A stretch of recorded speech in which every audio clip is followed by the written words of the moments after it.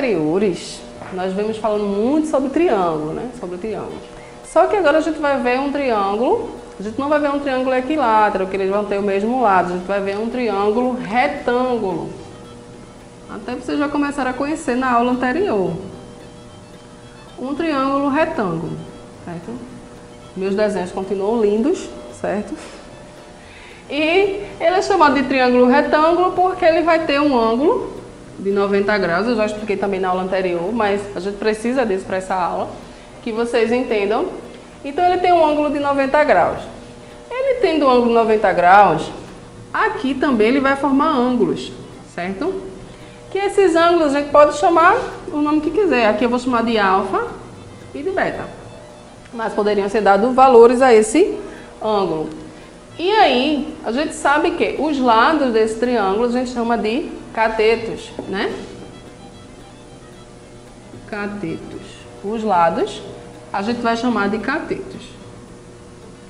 E por que foi que eu não coloquei esse nome cateto também neste lado aqui? Porque se vocês observarem, ele é o maior lado desse triângulo retângulo, então a gente vai chamar de hipotenusa. E por que o tema dessa aula é razões trigonométricas? Ou seja, vai ser a razão que vai existir entre esses lados. E quando existe uma razão entre esses lados, a gente vai chamar de seno, cosseno e tangente. O que é que vai ser o meu seno? Eu vou colocar aqui para vocês. Vocês podem colocar isso no livro de vocês. Deixa eu ver se tem aqui. Ah, no livro de vocês também tem. Na página 15, tá? Antes da gente saber quem é seno, quem é cosseno, quem é tangente, eu preciso saber que vão existir três tipos de... Dois catetos que a gente vai ter nomes específicos. Que a gente vai chamar de cateto oposto, cateto adjacente. Deixa eu só colocar aqui. Nesse caso aqui, desse triângulo retângulo, o meu cateto oposto... Eu vou tirar aqui esses nomezinhos para que eu possa... Depois eu vou explicar por que eu vou tirar esse nome desses ângulos aqui. O cateto oposto e cateto adjacente. Por que eu vou chamar ele de cateto oposto? Vai ser aquele cateto que ele vai estar oposto à minha hipotenusa. E o cateto adjacente?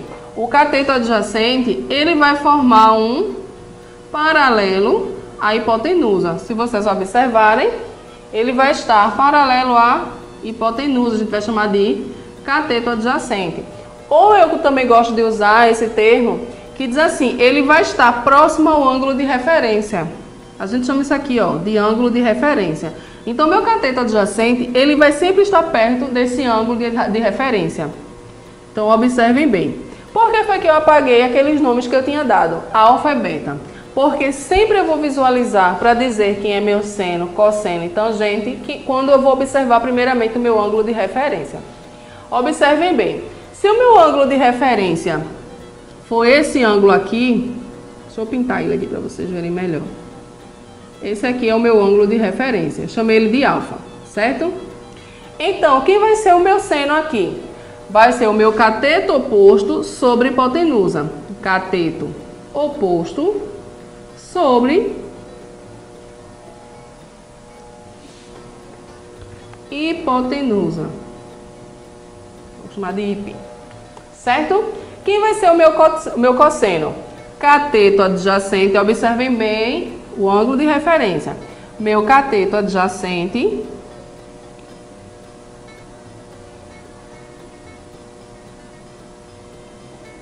cateto adjacente sobre quem? Hipotenusa.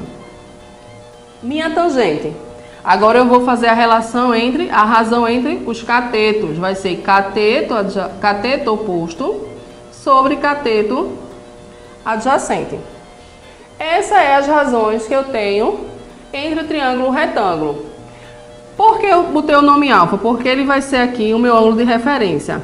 Se o meu ângulo de referência agora fosse esse, é como se você estivesse invertendo agora o teu triângulo retângulo. O meu cateto oposto passaria a ser esse, o cateto adjacente passaria a ser esse e a hipotenusa, como a gente sempre sabe, que é o maior lado, certo? Mas o ângulo de referência que eu usei foi esse, certo? Então, vocês vão sempre observar, no livro de vocês tem mostrando, quando você usa o ângulo de referência. Então, você sempre vai observar para resolver essas questões. Deixa eu só mostrar aqui a vocês.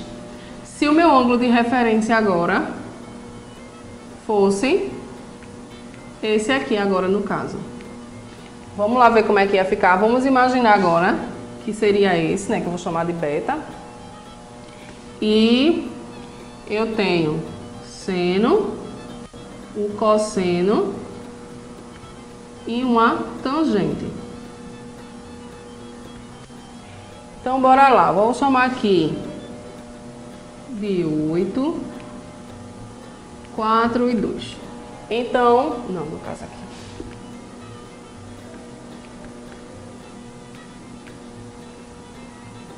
Então, meu ângulo de referência agora é esse aqui, certo? Então, quem vai ser meu seno? Se o meu ângulo de referência é esse, o meu seno é o cateto oposto, que agora é 4, sobre a minha hipotenusa, que é 8. Quem agora é meu cosseno? Meu cateto adjacente, que é 2, sobre a hipotenusa, certo? E quem vai ser minha tangente? O meu cateto oposto, sobre quem? Meu cateto adjacente. Deu para vocês entenderem que mudou? É como se meu ângulo ele tivesse agora, meu triângulo retângulo ele tivesse invertido. O que eu estou usando agora é esse ângulo de referência. É isso que vocês precisam observar, quem é o meu ângulo de referência. Então, no livro de vocês, vocês vão encontrar diversas questões que é só para vocês analisarem. Nesse caso aqui, na página 15, vocês têm 3 triângulos retângulos, certo? Que ele chamou de alfa e beta aqui. Nós temos um maior, que é um médio, e nós temos um triângulo maior, que é um triângulo grande, certo? E ele vai ter 3 valores. No caso, vamos resolver só uma questão para vocês fixarem melhor. Diz assim: considere a figura a seguir. Então, eu tenho um ângulo, um triângulo em que eu tenho AO 7,2, tenho AD 3 centímetros. Então, vocês vão ter N valores. Vocês vão observando aí, enquanto eu vou falando, vocês vão observando o livro de vocês. Aí diz assim: em cada triângulo, escreva a razão entre a medida do cateto oposto e do cateto adjacente ao ângulo da medida alfa.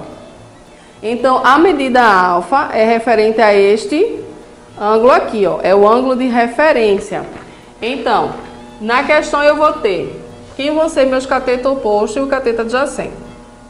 Eu tenho o ângulo AC sobre OA, que vocês vão ter a medida 3 sobre 7,2. E no meu ângulo BD sobre OB vai ser 5 sobre 12. Aí aqui vocês podem resolver a divisão ou podem deixar assim. A questão ela vai dizer se vai querer que vocês deem em notação científica ou se vocês deixem em forma de fração.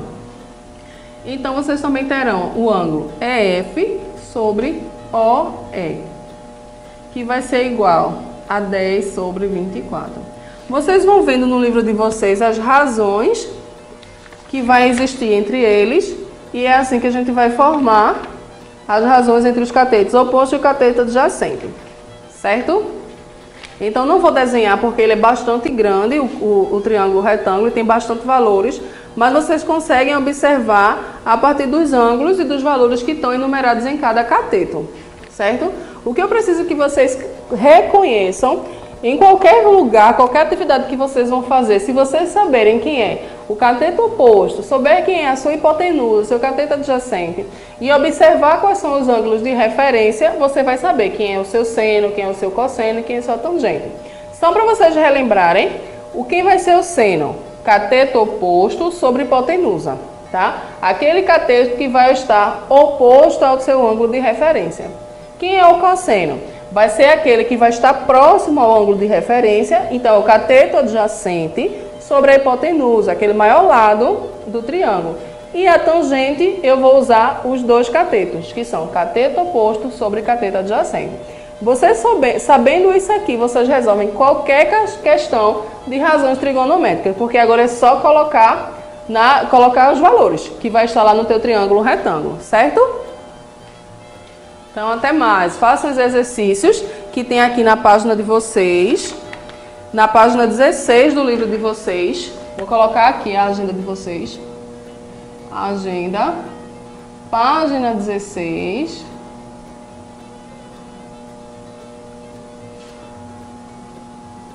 Página 16. Certo?